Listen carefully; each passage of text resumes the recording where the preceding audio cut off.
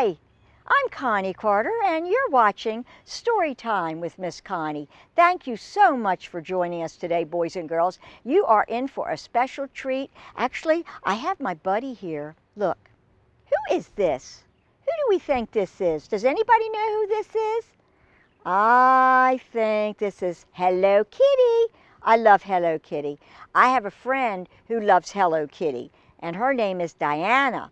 So Diana, hello Diana. Okay, so we're going to read a special book. I want to tell you a little story about how I found this book. I was helping a priest over at Ascension Church. His name is Father Larry Young, and he had a little kitty that came to visit him and wanted to stay. His name is Dexter. So I was helping him with his kitty, making sure he was taken care of, making sure he got neutered and got his shots, and you know, helping him get him accustomed to living there now. So Father Larry Young tells me he wrote a book. I couldn't believe it. Do you believe that? Anyway, he wrote a book, and it's called, well, actually, he wrote the book, but he wrote it with his other kitty in mind. He used to have a kitty at his other church called Martin, and it's like Saint Martin de Porres, and that is also a wonderful little kitty from actually a saint who helps the animals, who protects the animals. So he wrote this wonderful little book, says Martin's Corner. Isn't that cute? Martin's Corner. So I thought it would be really good to read Martin's Corner because I was so impressed with the Father Young and how much he does for the animals and how much he does at the church. So we're going to start with chapter 1. And it's quite humorous, some of these little chapters. Hello, everyone. Allow me to introduce myself. My name is Martin. I was given this name by Father Young, who found me on the feast of Saint Martin de Porres. Saint Martin was born in 1579 in Lima, Peru. He was the illegitimate child of a Spanish nobleman and a freed slave of African descent. Being of mixed race presented challenges for him. He was what was called a mulatto, having a white father and a black mother.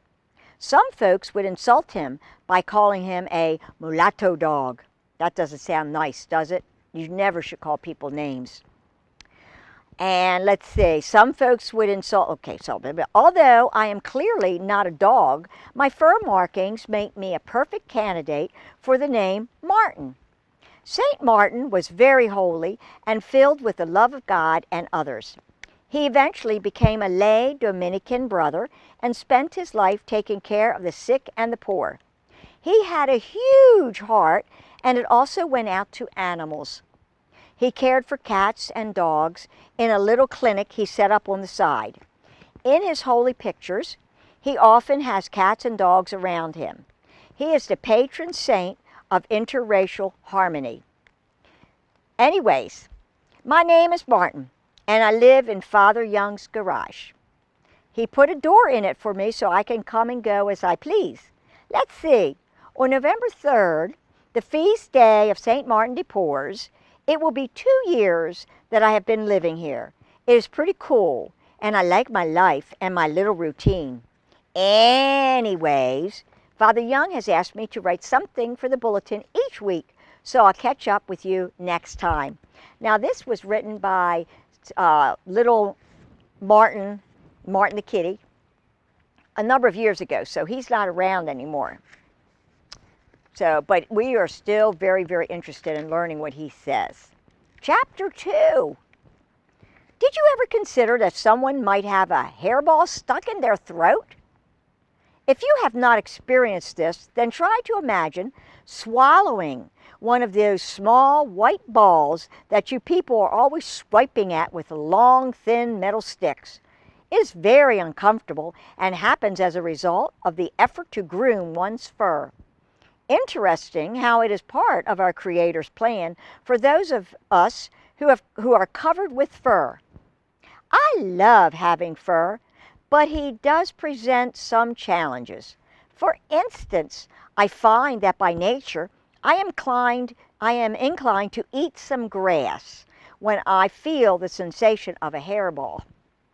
No one really taught me to do that, but I just okay, know that I do that. Ingesting a little grass induces a stomach contraction, which, with a little patience, will expel the hairball. It should really properly be called a fur ball. You guys have hair, and we have fur. Now, this whole process can take anywhere from 12 to 48 hours, from start to finish. And in the meantime, you are in varying degrees of discomfort. It may not be entirely evident if someone has a fur ball, so you have to read the signs. If you see them off by themselves eating grass, or notice a certain unsettled look on their face, they may have one lodged in there. So, in our dealings with other folks, consider this fact, that perhaps their abrupt behavior or general prickliness may have less to do with us and more to do with some natural, if a bit unpleasant aspect of being cat or human. Peace out, Martin. And that is so true, because kitty cats get hairballs all the time. So you might try to give them a little margarine every day, or a little oil, so you can get that at the store. And it's very easy to help those hairballs, because I can imagine they're very, very uncomfortable. Oh, did we miss chapter 3? Oh, we did chapter 3. Oh, no, we didn't. We're going to do chapter 3 now. I was tearing through the grass today after a squirrel, and I saw a red blur go by. I made a mental note to investigate what that was later. And at the conclusion of my very unsuccessful hunting foray, I wasn't really trying that hard. After a quick grooming session to get myself together, I went back to that unidentified red object in the grass. It startled me a bit to find that it was a bright red leaf. I paused to look up and around at the trees. Oh my goodness, folks, it is raining. We are out in this lovely weather, and it is raining. What shall we do? Shall we continue to read and avoid the rain? I hope everybody appreciates the fact that Tom and I are sitting out in the rain trying to read some books to you. Look at this. Okay, we're going to try, but my book is getting waterlogged. Ah! Okay. Oh, I went back to, blah, blah, blah, blah. It startled me a bit to find it was a bright red leaf. I paused to look up and around at the trees. All I saw was green leaves. Not sure where this red leaf came from, but it was undoubtedly a sign that autumn is fast approaching, sort of like now. Come to think of it, there have been some chilly temps too. I am starting to look for places to lie down in the sun instead of avoiding them. I find autumn to be a fascinating season. It is tinged with a sweet melancholy, but simultaneously and curiously invigorating. Anytime now, I'll hear the Friday night loudspeaker and the music drifting over to the rectory when those guys run around chasing the brown oblong thing. I wonder what that could be. And bumping into each other at Leonardtown High School. That's where Father Young was when he had Martin and wrote this book. I know everyone is excited about the big county fair, the smell of animals, and fried dough. Oh, I love fried dough. Will waft over here too. The deer are getting nervous lately. If it was a bit bigger, I'd love to bag one. What? No, Martin, no. So seeing that leaf kind of jogged me to reflect for a moment. I lifted up my head and looked around to get my bearings. The season is changing, and now that I've stopped to become aware, I must say that it feels good. I'm going for a cat nap. Catch you next time, Martin. I think it's time for, this time of year is great, especially for the kitties and doggies. You want to make sure that you keep them very comfortable, and if you have a little outdoor kitty, we try not to do outdoor kitties, but there are feral kitties, and Give them plenty of shelter, and if you have a kitty that goes outside, which I prefer and you don't, but if you have to, then make sure he doesn't stay out in the cold, because that would be very, very hard on him. Okay, my book is getting sort of like waterlogged, but it has slowed down raining, so hopefully we'll get through the show. Stay tuned, don't go away. Chapter 4. Sorry about the cat prints on some of your cars. I have a kitty who's been outside. His name is Roger, and he loves to lay on top of my car. And he does leave footprints on my car. But the good news is he's coming in more and more. So I imagine in about another month, he will be an inside cat only. I'll have to bring pictures of him next time. Oh my goodness. Here we go again. Okay. After you go inside the church, I sometimes jump up there. The engine is still warm, and it feels great, but also because of the smells and just because cats are naturally curious. So don't be surprised to see them. I know it is aggravating because some of you work hard to keep them spiffy and shiny. You'd be amazed how much I can learn about you all from my nose. I can read your cars with my nose, like you are reading a book, a very wet book. It's very wet. But I'm doing this for you because you're so good out there and you watch the show every day. You all go out there and drive all over, and then you do this over and over. Oh, wait a minute. And then you all come back over here to the church, and you do this over and over and over. It really is fascinating to me how you disperse from this parking lot each Sunday after Mass, and during the course of that week, you go all over the place doing all sorts of interesting stuff. It really got me thinking about you all as the mystical body of Christ and what you come here to do and to take in. I asked Father Young to look up a passage in the Catechism. That's cool, isn't it? Catechism. Ha ha ha. To try and get a better idea of what exactly is going on. He explained to me all about the apostolic nature of the church. You know how he could go on and on. Wink, wink. And I really like this particular quote. The whole church is apostolic in that she is sent out into the whole world. All the members of the church share in this mission. That aims to spread the kingdom of Christ over all the earth. So you all come in here to worship the Creator of the universe. Receive the Christ into your mind, heart, and even your very body, and then are sent out into the whole world where you are told at the very end, I discreetly listen in by the door sometimes, go forth for what it is worth. I think it is really cool what you are all doing. It fascinates and inspires me. Peace out, Martin. Isn't that interesting? I love that. Martin evidently was a very smart cat, and I understand he was very, very cool. That's why they wrote the book, because he was a very special kitty. And being found on St. Martin de Porres' feast day, that was very special. I mean, that was really special. Then we move to chapter 5. Isn't this exciting? Little Martin has so many interesting things to share with us. Everyone, please be careful when crossing or driving on Medley's Neck Road. That's not our road, but I know there's a couple roads in Bowie that you need to be careful of. In my 2 years in Father Young's garage, I've seen a lot of accidents on this road. People act like it is that thing that Father Young is always watching in our garage, where humans with the colorful cars drive around in circles, chasing each other for hours and hours. I wonder what that could be. Could it be race cars? Could be. When he puts that thing on, that noise puts me right to sleep until something happens with the guy in the M&M car. Then Father Young makes a commotion and rudely wakes me up. Anyways, back to Medley's Neck Road. This is not one of those things on the television that we are all, including Father Young, need to be reminded of.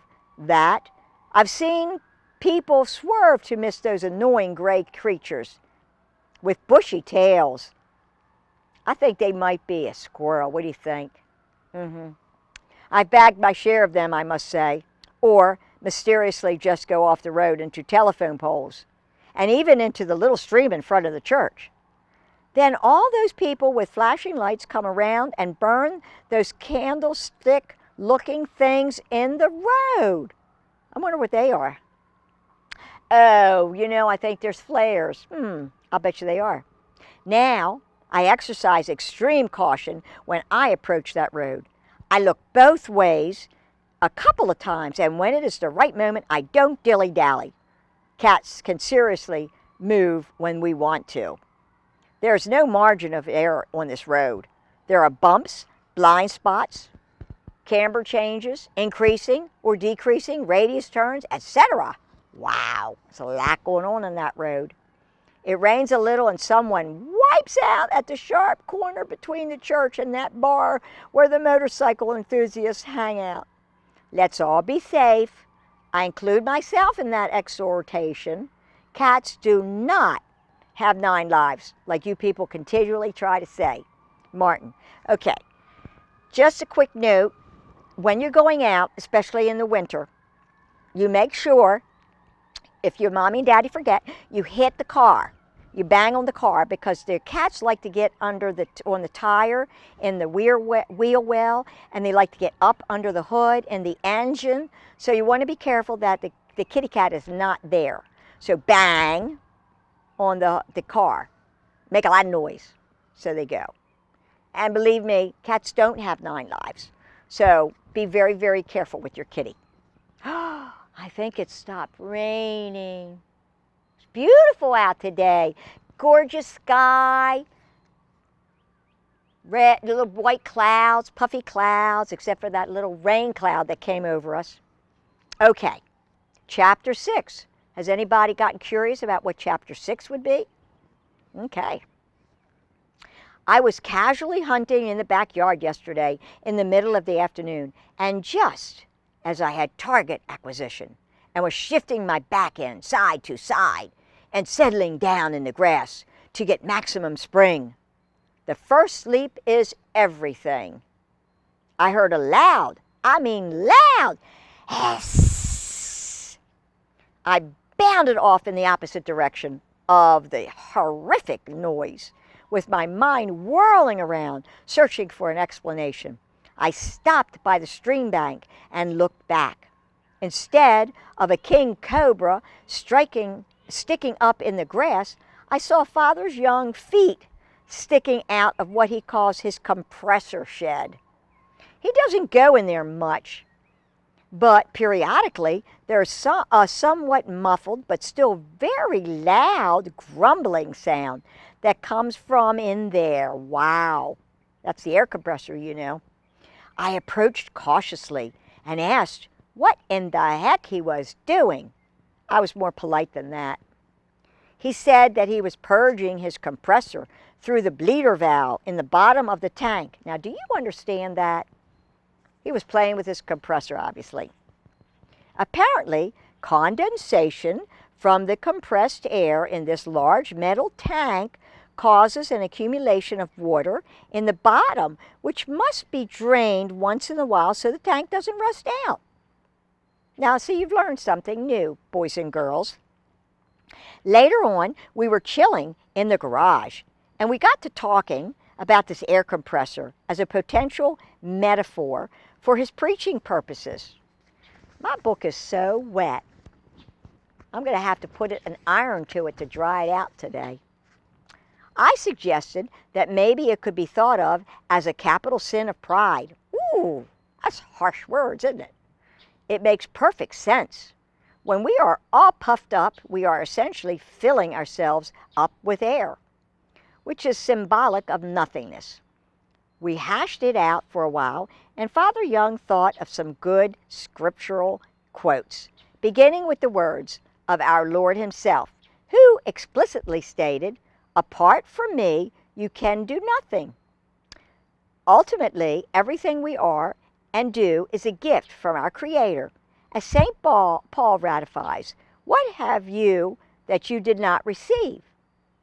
Being puffed up can lead to arrogance, as well as sometimes putting tremendous pressure on ourselves and others when we impose a standard of perfection that is entirely unrealistic in our current fallen state. Thank goodness the vice of pride does not exist in heaven. All that pressure of compressed air will have been entirely purged out of our system at that point. They cast their crowns before the throne, singing, "Worthy art thou, our Lord and God, to receive glory and honor and power." Peace out, everyone. Martin. Now that is so true. So if you have like friends, you want to be kind to them and don't think you're better than anybody else, because you know what? We're all here to help each other. So we want to make sure we take care of each other and be kind to everybody. And especially to animals, because you know, they can't say anything. So we want to make sure that we really help the animals, little kitties and little doggies. We're already to chapter 7 already. My goodness. Look at this curling. See, this is what the water does. I'll have to put like a rock or something on it later. But it's a good book so far, don't you think? Yeah. I'm telling you right now, the police have it in for us cats. Ruh-roh. Apparently, a crime was committed nearby. It was on the evening news. And they came around the rectory searching for suspects to implicate. They pulled in the driveway, woke me up, and accused me of being the perpetrator. He's funny with his words. I couldn't go back to sleep after that awkward confrontation, so I decided to hunt a bit. I politely introduced myself to some of the local wildlife in the rectory backyard with my usual friendly greeting. Pleased to eat you. I don't like that part. You know, cats will eat a wide range of things. I had a cousin who once ate a ball of yarn. I heard she later gave birth to a litter of mittens. That's a bad joke. I hope you guys got it. One cat I knew was unusually small in stature. Found out later his owner had been giving him condensed milk. If you really want to make your cat happy, give him mice cream cones. Okay, Father Young has gotten too far here. He's just got too far with the jokes. I know, you think I found these cheesy cat jokes online, when I actually found this great little book of jokes in a cat-a-log. So until next time, let's just pause, this right there, Martin. Okay, that was way too over the top. That's way too over the top, too many jokes. I like the cat-a-log. That was cute. Chapter 8. Oh, I think we might have to maybe hold this for the next time. What do you think? I think I've just been given the cue that we're running out of time. And I want to let you know that Martin's Corner, this is a little book. We'll be reading it again next time. We'll start off at chapter 8. It's a really cute little book. And I go and visit Dexter at Ascension Church a lot because he's a very sweet little cat. He's a brown tabby. Anyway, he's a really good little kitty. He's been doing well. Actually, he had a bad eye when we found him, when Father Young found him, or when Dexter found Father Young, and we had to have his little eye removed because it was infected, and he's doing so much better. So this time now he's starting a weekly, like Martin's Corner, he's doing a weekly thing about Dexter as a pirate with a patch over his eye. It's very, very cute. Very cute. So anyway, I want to make sure everybody knows that we want to be very, very kind to animals. We want to make sure you feed your kitties and doggies. Make sure they have fresh water. And if you have a kitty, make sure you make their litter pan is nice and clean. Walk your doggies. Make sure you have time to play with them. And if you're interested in getting a playmate for your kitty, you can visit the Prince George's County Animal Shelter on Brown Station Road. Their phone number is 301-780-7200. Or if you're interested in adopting a kitty, we have plenty of kitties at our nursery. You can contact me via our email, cause4paws70@yahoo.com. and let me know. We'll be at the PetSmart the third Sunday of every, no, the fourth Sunday of every month, with kitties, bigger kitties, tiny kitties. We got some great little newborn, not newborn, but they're about 6 weeks old. So we have those up there. And we always have supply drives. So we are all over the place, and we hope that you will come visit us. And I want you to remember to be kind to animals, because they really are needed to be kind to. Okay, I've got water all over my glasses. All right, I'm going to see if my magic glasses can see through the water. Do you like my hair today and my hat? Okay, let's see. Whoa! Hello there, boys and girls. I can barely see you through the raindrops, but that's okay. Let's see. Who do I see out there? I see Dorothy, and oh, there's Diana, the one that loves Hello Kitty. Diana, hello. Thank you for helping at the last supply drive at Giant. And then, oh, by the way, yeah, we're going to finish with the little kids. Okay, let's see. There's Dorothy and Diana. There's Jeffrey. And there's Carter. Oh, and there's little Tommy. That's very good. Tommy's out there. He's doing a good job. And then there's Jimmy. And there's Alfred. And there's Chloe. Oh, my God. And then there's, who is that? Is that Patty Cake? Oh, hi, Patty Cake. How you doing? You've been doing so good in school. Congratulations. And boys and girls, I want to thank you. I'm going to take these off because I want to remind everybody we're going to have a big grocery cart at the Giant Food in Collington Plaza. And anytime you want to donate anything, cat food, cat litter, cat toys, anything like that, to our Cause for Paws for the kitties, please drop them in the cart. You'll see that there with a big kitty on it. And we hope that you had a great time and you learned a lot and you enjoyed Martin's Corner. I'll see everybody next time. Take care, and remember, spay or neuter your pets to prevent more homeless animals, because they are a cause for paws. Thanks, everybody. Bye-bye.